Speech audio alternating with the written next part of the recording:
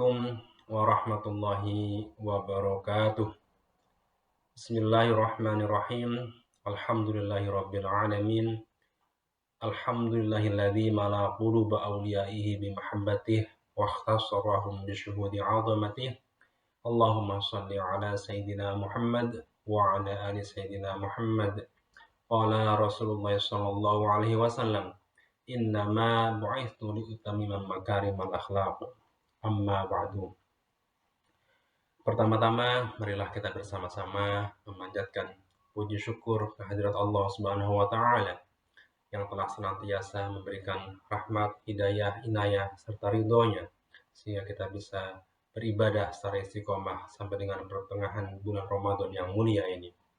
Sholawat serta salam senantiasa kita sampaikan, kita haturkan kepada baginda Nabi besar Muhammad Shallallahu Alaihi Wasallam yang telah membawa kita dari alam kegelapan jahiliyah menuju cahaya Islam dan cahaya iman. Sebagaimana disampaikan di awal di mukadimah, Rasulullah Shallallahu Alaihi Wasallam bersabda, "Innama bu'ithtu liutammima makarimal akhlaq." Sesungguhnya aku diutus untuk menyempurnakan akhlak yang mulia. Dari hadis ini kita bisa coba pahami bahwa Rasulullah Shallallahu Alaihi Wasallam menjadikan akhlak sebagai pondasi dakwah beliau. Kita tahu, kita paham, kita kenal bahwa Rasulullah adalah seseorang yang punya akhlak yang sangat tinggi, seorang yang memiliki akhlak yang sangat mulia. Salah satu contoh yang mungkin sangat familiar adalah bagaimana kisah beliau memberi makan janda Yahudi di tengah pasar yang selalu mencaci dan memberi komentar negatif kepada Rasulullah ketika beliau sedang menyuapinya.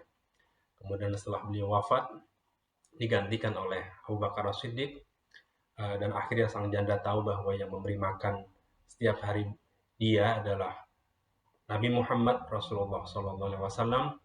Akhirnya dia sadar dan terpukau akan akhlak Rasulullah. Kemudian sang janda Yahudi tersebut masuk Islam secara sukarela. Kata sukarela ini menjadi penting yang bisa kita garis bawahi bagaimana kita di Indonesia, di Nusantara, para ulama mendakwahkan Islam di awal-awal masuknya Islam ke bumi Nusantara dengan akhlak, dengan bergaul secara islami dengan para pedagang, para bangsawan, para raja di kerajaan-kerajaan Nusantara, sehingga mereka bisa tahu bagaimana akhlak Islam yang mulia, bagaimana akhlak Islam yang menjunjung tinggi nilai-nilai luhur, kejujuran, kesopan santunan, dan bagaimana menghormati sesama manusia. Dan karena itulah para masyarakat lokal, para bangsawan, para pedagang, masyarakat raja masuk Islam di Indonesia secara sukarela. Dan ini menjadi penting karena dengan sukarela, dengan keikhlasan hati tanpa ada paksaan, Islam di Nusantara sudah mengalami banyak cobaan. Mulai dari penjajah Belanda, penjajah Inggris maupun penjajah Jepang datang dengan misi agamanya masing-masing. Tapi sampai dengan hari ini, Islam di Indonesia masih menjadi agama mayoritas. Karena Islam datang dengan lembut, diterima secara sukarela, masuk ke dalam relung pribadi Indonesia, masuk sebagai akar, mengakar dalam kehidupan sehari-hari di Indonesia. Sehingga apapun yang terjadi, tekanan apapun dari penjajah sebagai contoh, tidak mempengaruhi Islam di Nusantara. Kita di UK, di Inggris, di Scotland, di North Island, di Wales adalah representasi dari Islam. Kita hidup berdampingan dengan banyak orang-orang non-Muslim. Kita bukan hanya sebagai individu. Bambang misalnya bukan hanya sebagai Bambang, tetapi Bambang adalah sebuah representasi dari Muslim. Sehingga apa yang ditampilkan, diwujudkan dalam perilaku seorang Muslim di UK akan menjadi representasi dari Islam. Kita harus menjunjung tinggi akhlak Islami di kehidupan kita sehari-hari, sehingga kita bisa menjaga marwah Islam, sehingga jangan sampai karena kita orang melihat Islam secara negatif, tapi bisa menjadi lebih positif lagi dengan melihat kita, perilaku kita, orang-orang di sekitar kita melihat Islam adalah agama yang mulia, agama yang menjunjung tinggi nilai-nilai luhur.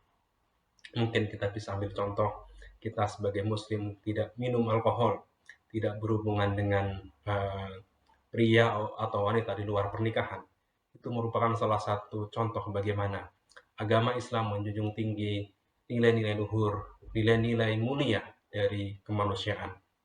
Saya ingin menutup kisah materi singkat ini dengan sebuah kisah dari salah seorang sahabat Rasulullah SAW yang bernama Abdullah bin Mas'ud. Ketika beliau masih kecil, masih belia, beliau sholat sunnah dan kemudian Rasulullah SAW sholat di sebelah beliau, sejajar dengan Abdullah bin Mas'ud. Begitu mengetahui bahwa yang sholat di sebelahnya adalah Rasulullah, Abdullah bin Mas'ud kemudian mundur satu langkah. Setelah keduanya selesai sholat, Rasulullah SAW bertanya kepada Abdullah bin Mas'ud, "Wahai anak muda, wahai Abdullah bin Mas'ud, kenapa engkau mundur ketika sedang sholat sejajar denganku?" Kemudian Abdullah bin Mas'ud menjawab, "Ya Rasulullah, aku tahu siapa aku. Aku juga sangat paham siapa engkau. Engkau adalah makhluk paling mulia. Engkau adalah Nabi, engkau adalah Rasul yang diutus kepada seluruh manusia. Siapalah aku? Kemudian engkau sholat di sebelahku, maka aku merasa tidak pantas sejajar dengan engkau ya Rasulullah. Kemudian aku mundur ya Rasulullah." Begitu tahu bagaimana akhlak sang anak muda ini, kemudian Rasulullah mendoakan agar Abdullah bin Mas'ud menjadi orang yang paham akan Al-Quran. Dan sejarah mencatat bagaimana Abdullah bin Mas'ud adalah salah satu rujukan utama para ahli tafsir, baik klasik maupun kontemporer.